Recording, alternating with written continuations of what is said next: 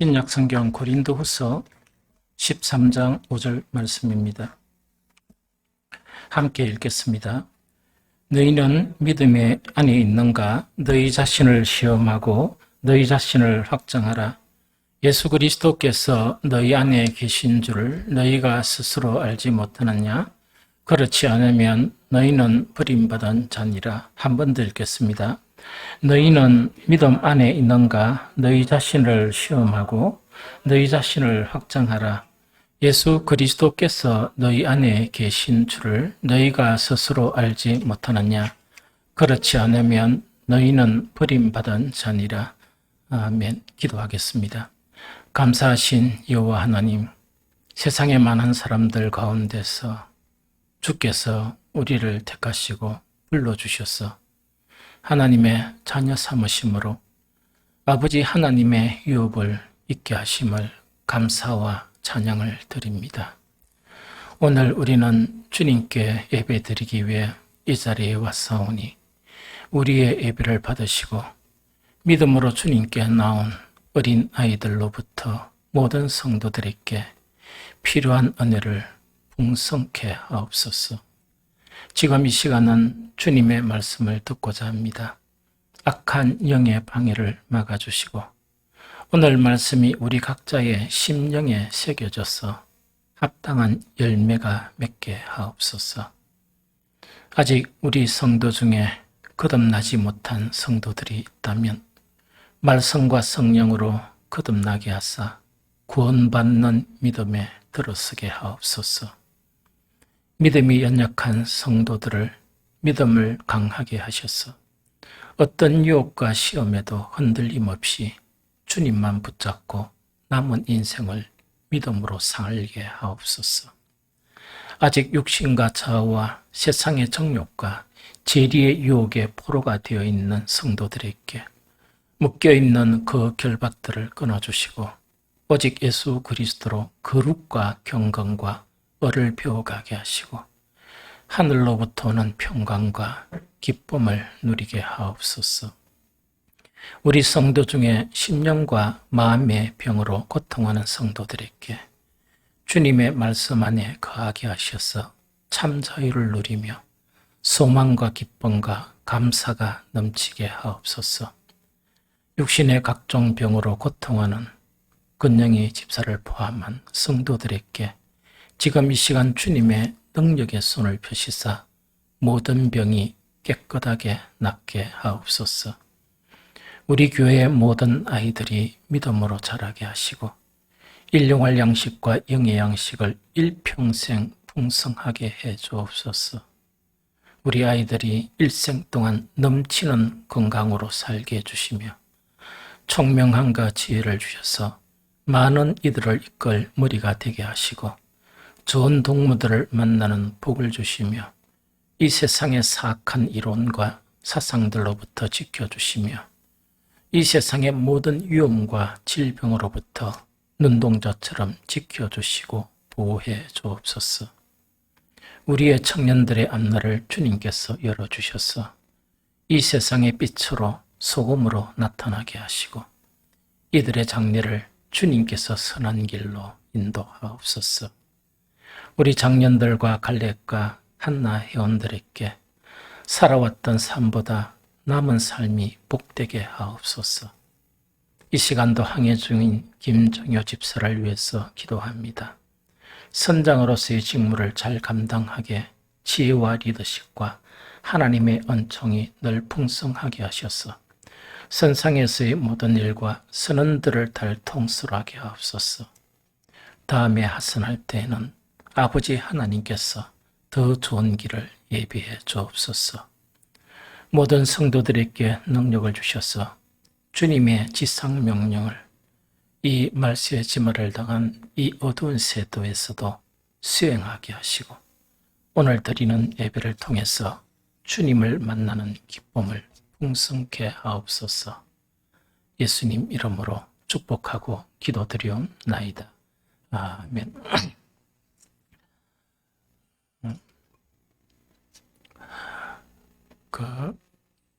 이 세상에 살아가는 그 모든 사람들이 자기들은 그냥 살고 있다 이래 생각하지만 이 세대의 모든 세계를 눈여겨보면 다 불확실한 세대예요.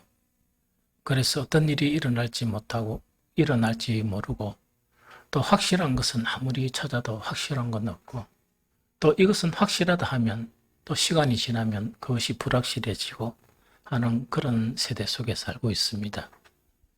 그런데 이런 가운데 살고 있는데도 가장 확실한 거, 아무도 부인할 수 없는 것이 한 가지가 있는데 모두 다 죽는다는 것이죠.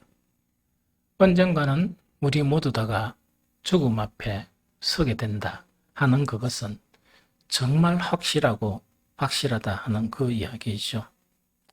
그리고 죽음 이유에 대해서는 모르니까 세상 사람들은 정말 이 불확실한 이 세대 속에서 자기 방식대로 정말 한 번뿐인 이 삶, 이것을 살기 위해서 몸부림을 치고 있다 하는 그 이야기입니다. 그런데 우리는 참으로 이 행운아들이고 복받은 사람들이거든. 왜냐하니까 우리는 이 세상 사람들 중에 너무나 큰 복을 받았거든요.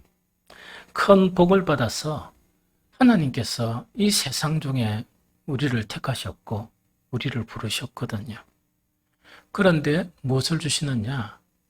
모두 죽음 앞에 이 불안하니까, 죽음 이유를 모르고 불안하니까 이 불확실한 것을 살아가면서 자기 나름대로 뭔가 확실한 것을 잡으려고 몸부림을 치지만 이 종말이 오게 되면 그 모든 것이 다 이 숲으로 돌아가거든요. 그런데 우리는 뭐냐니까 하나님의 그런 택하심을 받고 부르심을 받았는데 우리에게는 이미 확실한 것을 하나님이 주셨는데 그것이 뭐냐? 하나님의 나라를 유업으로 주셨습니다. 그래서 우리는 이 세상이 어떻게 바뀌고 이 세상에서 어떤 일이 일어나든 우리의 삶 자체가 어떤 삶의 형태든 관계없이 우리에게는 반드시 있는 게 하나님의 나라가 우리에게 있다 하는 그것이죠. 우리는 이것 때문에 오늘도 주님 앞에 나와서 이렇게 예배를 드리는 거예요. 그런데 성경에는 오늘 말씀과 유사하게 정말 우리가 너무나 두려움을 느끼는 그런 말씀들이 많이 있습니다. 사실은 오늘 주신 말씀도 참으로 두렵거든요. 목사도 주기적으로 이 말씀을 가지고 늘 확인을 해요. 내가 믿음 안에 있는 것이냐? 내가 진리로 우리 성도들을 이끌고 있는 것이냐? 하면서 끊임없이 기도하고 끊임없이 기도하면서 아버지 하나님께서 또한 예수 그리스도 이후에 보내주신 성령께서 나를 인도해 주셔서 진리 가운데로 나를 인도해 달라고 끊임없이 기도하고 끊임없이 기도하거든요. 그런데 오늘 왜 이런 말씀이 필요할까? 하나님께서 우리에게 그런 복을 주셨으면 우리 일생에 편안하게 아무런 걱정 없이 이렇게 살게 해주시면 되는데 그게 아니고 왜 오늘처럼 이렇게 아주 두렵게 만드는 이런 말씀으로 우리를 경고하시며 또한 우리에게 교훈하시는가 하는 이야기죠. 그런데 그럴 때마다 우리는 해답을 알고 그 말씀을 듣는 것이 너무 중요합니다. 한 가지는 뭐냐? 하나님은요, 우리를 구원하시려고 이미 선택하셨습니다. 부르셨습니다. 그런데 우리는 어떤 사람인가니까 하나님의 놀랍고 위대한 창조물이 되어가지고 동물하고는 달라요. 동물은 뭡니까? 사자는 사자로 살고 호랑이는 호랑이로 살아요. 원숭이는 원숭이로 삽니다. 그런데 우리는 뭐냐니까 처음에 우리 인류가 이 짐승 비슷한 형태에 살았지만 지금은 뭡니까? 옷도 입고 화장도 하고 막 온갖 이렇게 삶 자체를 변화시켜 살거든요. 그게 왜 그런가니까 우리는 하나님의 특별한 창조물이라서 그래요. 하나님의 형상대로 우리는 지음을 받았기 때문에 하나님의 속에 있는 전지전능한 것은 없지만 우리에게 하나님은 창조성을 주셨어요. 자기 정체성을 일으켜 주셨습니다. 끊임없이 문화를 만들 수 있는 그런 능력과 생각하는 능력을 주셨고, 특히 뭐냐? 어떤 영역에만큼 우리에게 선택의 자유, 이 선택의 자유를 하나님께서 허락을 하시는 거예요. 자, 그런데 이렇다 보니까 우리가 타락할 수 있은 거예요, 사실은.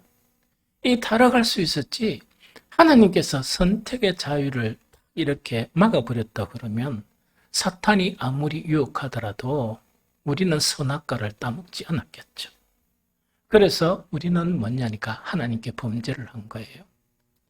범죄를 한 이후에 우리는 하나님의 낙원에서 쫓겨나게 되었는데 그 순간부터 하나님은 이미 우리 인간 자체는 하나님의 형상으로 창조된 하나님이 낳으신 자식과 같은 그런 존재이기 때문에 우리를 포기하실 수 없었습니다. 그래서 우리를 구원하기 시작했던 거예요. 구원할 뿐만 아니고 우리를 먼저 선택하셔서 이 세상의 모든 사람들을 구원하시려고 하나님은 작정을 하고 계신 거예요. 그런데 왜 이런 경고의 말씀, 무서운 말씀이 필요한가 하니까 아담과 하와에게 선악과를 먹게 했던 사탄이 있죠. 사탄이 지금 이 순간도 집요하게 하나님의 택함을 받은 사람들을 미혹시키면서 믿음에서 떠나가게 만드는 거예요. 그래서 기독교의 역사나 혹은 하나님의 구원의 역사에 보면은 항상 참 믿음보다 거짓 믿음, 참 선지자보다 거짓 선지자, 참 선생보다 거짓 선생, 참 목자보다 거짓 목자가 더 많아질 수밖에 없는 거예요. 왜? 사탄이 집요하게 미혹해 하니까요. 지금은 간판 들고 이렇게 하면서 정당하게 이렇게 세력을 떨치는 이 양반들이 상당히 많습니다. 심지어 우리 교회에도 보면 이래가지고 빛과 소금교회 앞에 가지고 이 문수가 이렇게 와요. 옛날에는 그것이 아무런 표시도 없이 왔는데 요새는 안드레 지파 이래가 딱 써가지고 옵니다. 이 딱 써서 공공연히 뭘 하는가 하니까 이렇게 해요. 여러분들 인터넷 뒤지면 어떤 관점에 대해서 지식을 하려고 그러면 인터넷에 싹 뜨죠? 90%가 이단 겁니다. 그 다음에 한 9%가 어디 건가 하니까 이 천주교 거예요. 그래서 그걸 구분을 못하면 큰일 나죠. 그래서 인터넷 뒤지지 말고 성경책을 보세요. 성경책을 계속 보는 그런 습관을 가져요. 그 다음에 세상에 떠도는 이상한 그 교회 이론들 듣지 말고 왜 되는가 하니까 묵상하면서 하나님께 지혜를 구하세요. 그래야 믿음을 지킬 수가 있어요. 그래서 하나는 사탄이 집요하게 모든 방법을 동원해서 우리를 믿으면서 이렇게 떨어지게 만드는 거예요. 쉽게 이야기하면 우리를 안심시키는 거예요. 요것만 하면 되니까 뭐가 문제냐 해가지고 알맹이를 자꾸 빼가는 거예요. 알맹이를 빼가버리면 그게 어떻게 믿음입니까? 그래서 성경에는 무섭고 엄중한 그런 경고의 말씀들을 이렇게 하곤 합니다. 두 번째 문제는 뭐냐니까 우리가 다 믿었으면 이래 됐으면 좋겠죠. 뿅 이래가 사람이 180도로 바뀌어봤으면 좋겠죠. 구원이란 건 그렇지 않아요. 또한 하나님께서 우리를 창조한 우리의 정신이란 거, 인격이라는 거는 그렇게 간단한 문제가 아니에요. 아주 복잡하고 아주 복잡한 거예요. 그런데 우리는 뭐냐? 예수 그리스도의 십자가를 통해서 이미 죄의 구속은 받았어요. 그걸 칭의라 그럽니다. 어렵다 인정함을 받았는데 칭의는 어려움 자체가 아니에요. 그것은 무슨 말이냐? 우리 내면 속에서 육신의 정욕과 또한 죄의 그런 속성 자체가 우리를 지배하고 있습니다.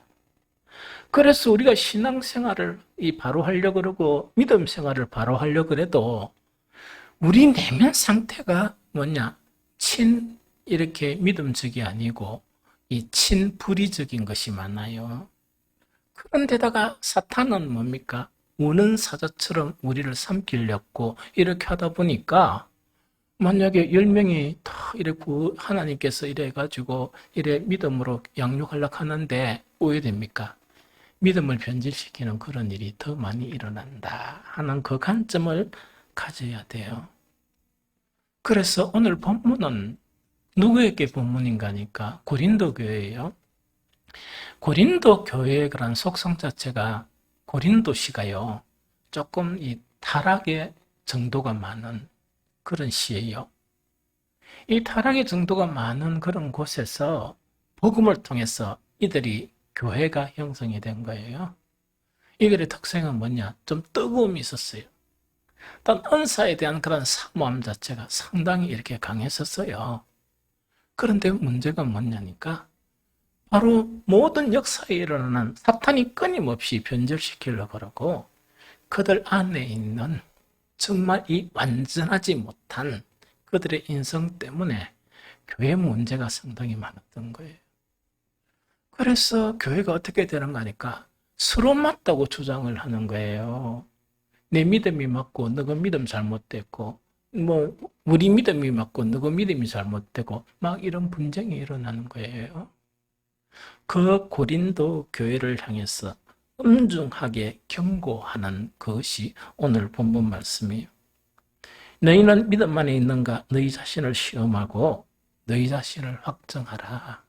이거는 뭐냐니까 그냥 한 번만 내가 만나 한 번만 생각하는 게 아니고 두 번 연달아 너희 자신을 시험하고 너희 자신을 확정하라 하는 요 개념이에요. 즉 너희 자신을 어떤 리뷰나 혹은 테스트를 해보고 그 다음에 이게 진짜 맞나 안 맞나 이 밸리데이션도 해봐라 하는 그런 내용이에요. 좀 어렵게 이야기하면 진짜 구원받은 믿음인가 아닌가 그것까지 성경을 통해서 성경에서 믿음으로 승리한 사람들하고 비교해가 맞나 안 맞나 이렇게 확인까지 해봐라 하는 그런 내용이 오늘 본문 내용입니다. 그러면서 예수 그리스도께서 너희 안에 계신 줄을 너희가 스스로 알지 못하느냐? 이 고린도 교회를 향해서 한 이야기요.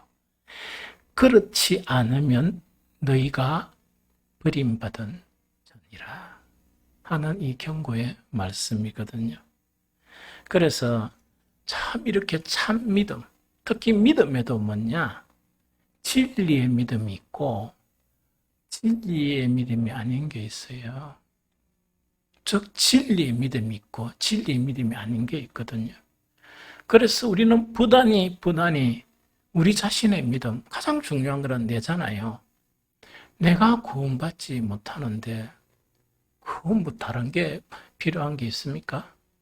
그래서 내 자신의 믿음 자체가 진리의 믿음에 있는지 아닌지 참 믿음인지 거짓 믿음인지 이것을 끊임없이 생각해보고 또 생각해보고 시대가 바뀌고 혼란스러울 때마다 시대가 바뀌고 혼란스러우면 딴 사람은 어떻게 되더라도 나는 믿음이 있는가 없는가 그걸 테스트해보고 확정하는 것이 가장 중요하다 하는 그 이야기거든요. 그래서 오늘은 뭐냐니까 복잡하게 이야기하지 말고 좀 가볍게 이 참 믿음의 사람들은 어떤 성향을 가졌느냐 하는 것을 이 다윗이죠. 이 다윗의 그런 이 믿음을 보면서 우리의 믿음하고 이렇게 비교를 해보면 돼요. 그러면서 조금 부족한 것은 끝난 게 아니거든요. 좀 부족하면 우리에게는 뭐냐? 다시 돌이킬 수 있는 기회를 하나님 주셨어요. 그걸 회개라 그래요. 왜 그러냐니까 아무도 완전한 사람 없습니다. 나도 완전하지 못하고 우리 모두 다가 완전하지 못해요. 그럼 이 세상의 그런 풍조에서 살아가면서 여러 가지 변수들을 만나면 때론 흔들리기도 하죠. 그럴 때 내 믿음을 바로잡고 이것이 진리의 믿음이에요.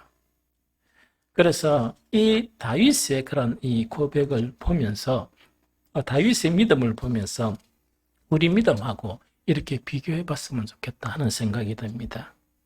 제일 첫 번째로요.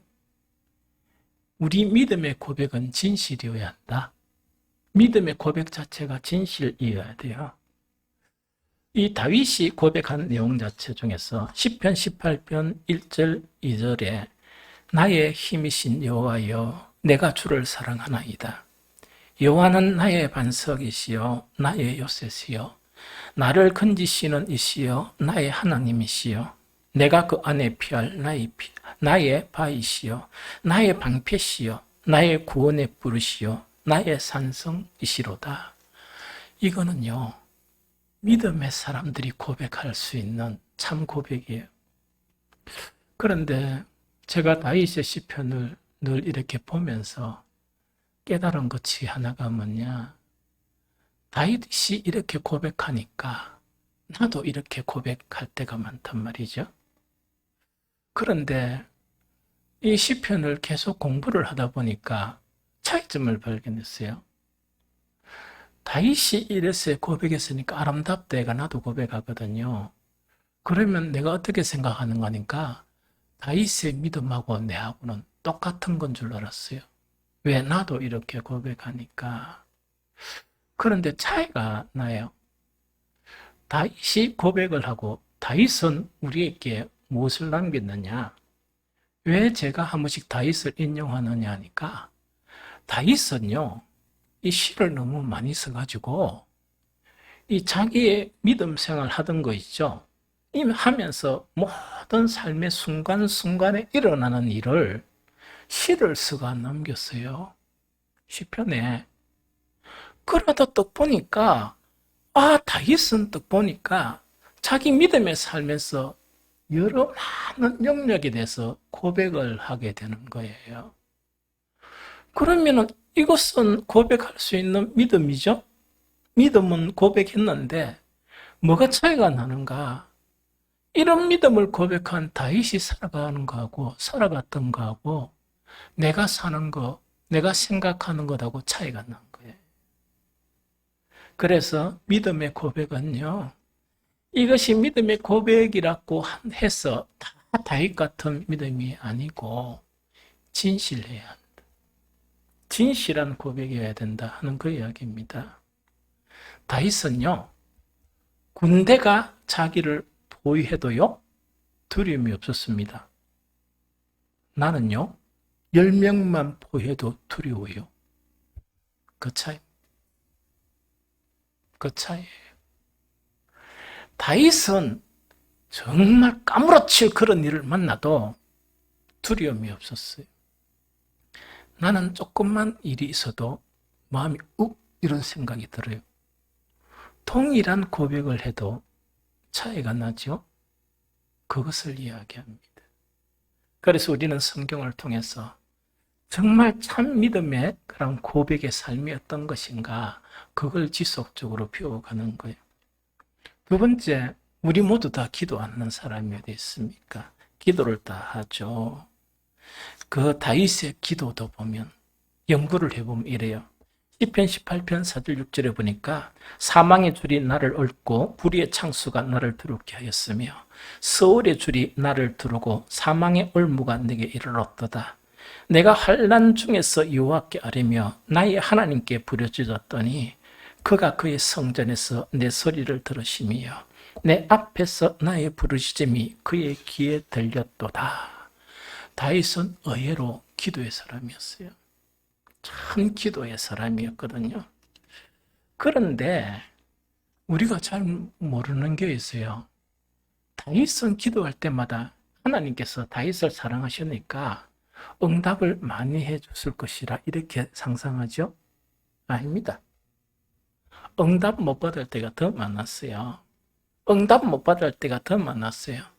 그래서 시편 22편 1절 2절 보니까 1절 2절 내 하나님이여 내 하나님이여 어찌 나를 버리셨나이까 어찌 나를 멀리하여 돕지 아니하시오며 내 신음 소리를 듣지 아니하시나이까 내 하나님이여 내가 낮에도 부르짖고 밤에도 잠잠하지 아니하오나 응답하지 아니하시나이다. 시편 전체를 보면요.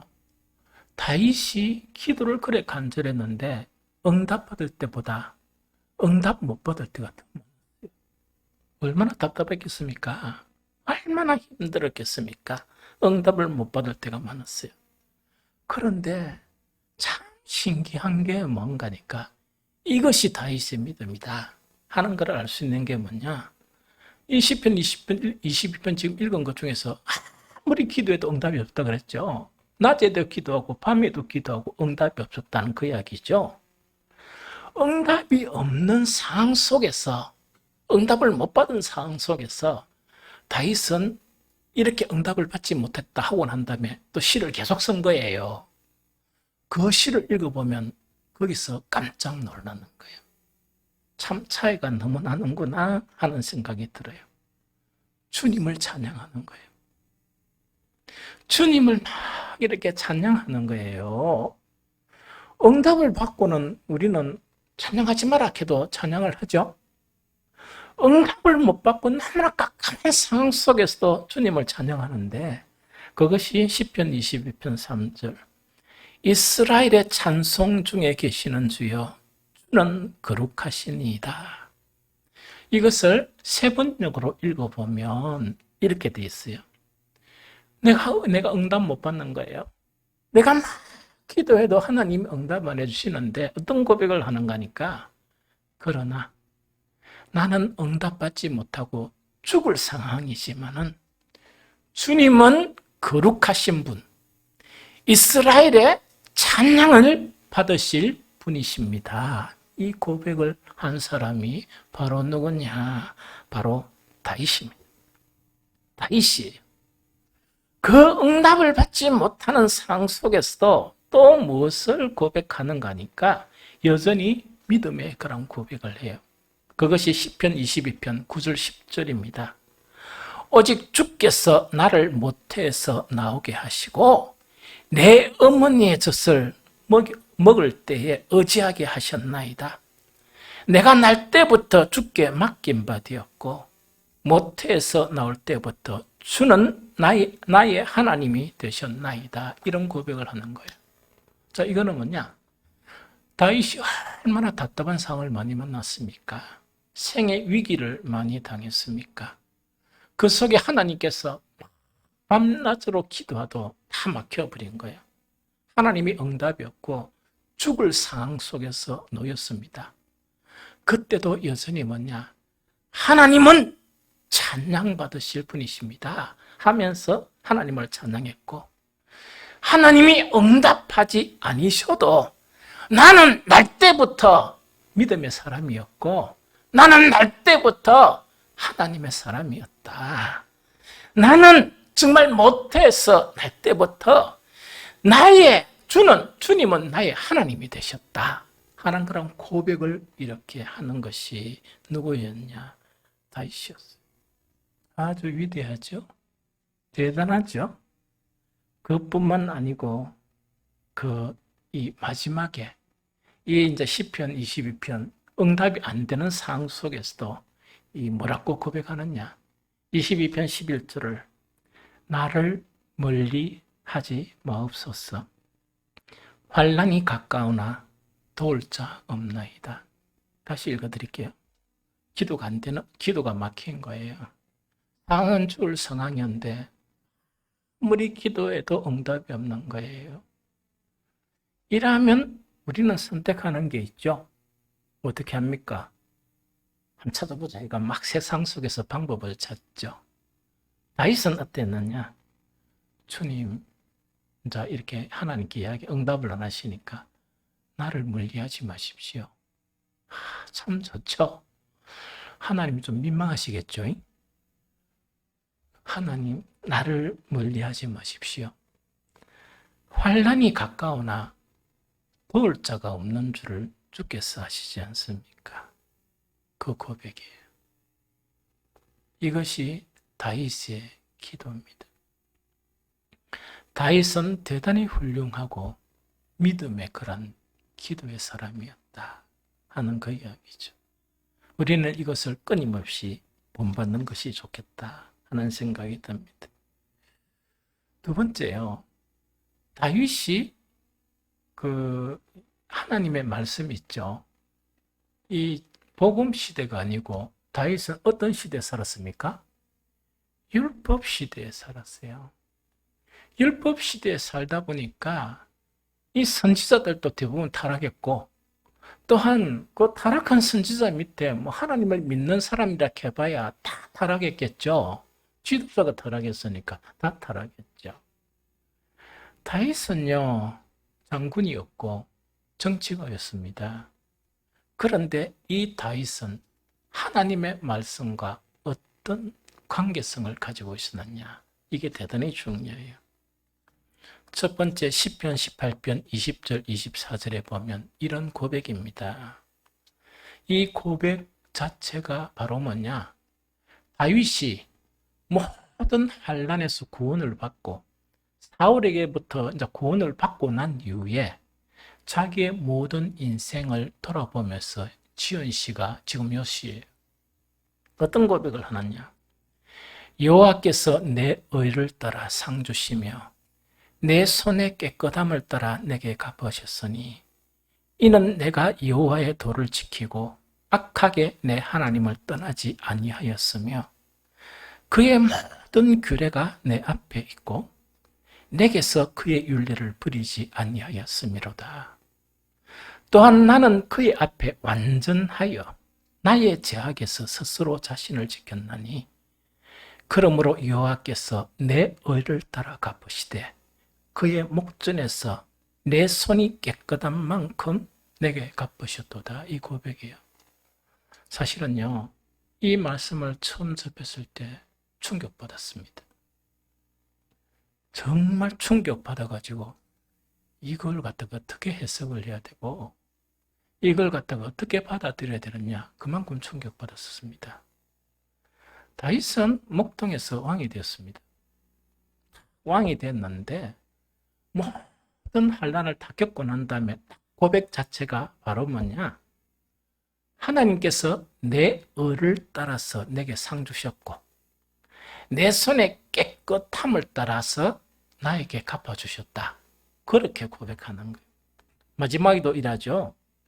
여호와께서 내 의를 따라 갚으시되 그의 목전에서, 하나님이 보고 계시니까 그의 목전에서 내 손이 깨끗한 만큼 나에게 갚으신 것이 목동에서 왕이 된 것이다. 이 고백하고 유사해요. 참 대단한 고백이죠. 아주 담대한 고백이죠. 그래서 목사라도 이 말씀 앞에서 충격을 받은 거예요, 사실은. 이걸 어떻게 받아들여야 하는가 하는 그런 충격에 사로잡혔거든요. 중간에 뭐냐? 내가 목동이든지 전쟁 속에 있는 전쟁 속에 있는 이 장군이든지 왕이든지 숱한 대적들이 악하게 행하는 그 악 속에서도 나는 주의 말씀을 내 앞에 두고 살았다 하는 그 고백입니다. 그게 뭔가니까 다윗의 고백이에요. 많은 사람들은 지난주인가 그 지난주에 우리를 가장 위협하는 게 세상의 풍조라 그랬죠? 많은 사람들은 세상의 풍조에 따라 휩쓸리다 보면 진리의 말씀을 잃어버려요. 그런데 다윗은 한순간도 그런 것에 변함이 없이 오로지 주님의 말씀에 따라 살았다 하는 그런 놀라운 말씀의 사람이었습니다. 다윗이, 그러다 보니까 다윗이 얼만큼 말씀의 깊이가 있었느냐 하니까 종종 여러분들에게 이 언급을 했죠. 이게 다윗의 시예요. 시편 19편 7절 8절에 뭐냐? 여호와의 율법은 완전하여 영혼을 소생시키며 여호와의 증거는 확실하여 우둔한 자를 지혜롭게 하며 여호와의 교훈은 정직하여 마음을 기쁘게 하고 여호와의 계명은 순결하여 눈을 밝게 하시는도다. 자기가 경험한 거예요. 모든 사람이 율법의 말씀과의 그런 관계, 딱딱한 그런 관계 속에 있었는데 다윗은 이미 통달해가 말씀이 영혼을 소성시키는 것을 경험했었습니다. 뿐만 아니고 그 말씀 자체가 우리의 이 편협한 지혜를 깨뜨리면서 지혜롭게 되는 것을 경험을 했던 거예요. 뿐만 아니고 말씀을 통해서 영혼이 기뻐하는 것을 경험했고, 뿐만 아니고 하나님의 말씀이 깨끗하게 해줌으로 말미암아 내 심령의 눈을 깨끗하게 밝게 하심으로써 다른 사람들이 보지 못하는 이치나 그런 것들을 깨닫게 해줬다 하는 위대한 고백을 하는 거예요. 그러다 보니까 다윗은 이런 것들을 경험하니까 시편 19편 10절 검 곧 많은 순금보다 더 사모할 것이며 꿀과 송이꿀보다 더 달도다 하는 이것을 고백하게 되는 거예요. 이것이 이 다윗의 믿음이었습니다. 우리에게도 뭐냐, 이런 믿음을 쫓아가게 된다면 우리도 이 불확실한 그런 세대 속에서 또한 말세지마를 당한 이때 너무나 영적으로 어두운 이 세대 속에서 우리는 진리의 믿음을 붙들고 살 수가 있습니다. 그래서 저와 우리 모든 성도들은 세상이 아무리 어둡고 또 세상이 어떻게 변해간다 할지라도 이 진리의 믿음을 붙들고 살아가는 저와 여러분들이 되시기를 예수 그리스도 이름으로 축복합니다.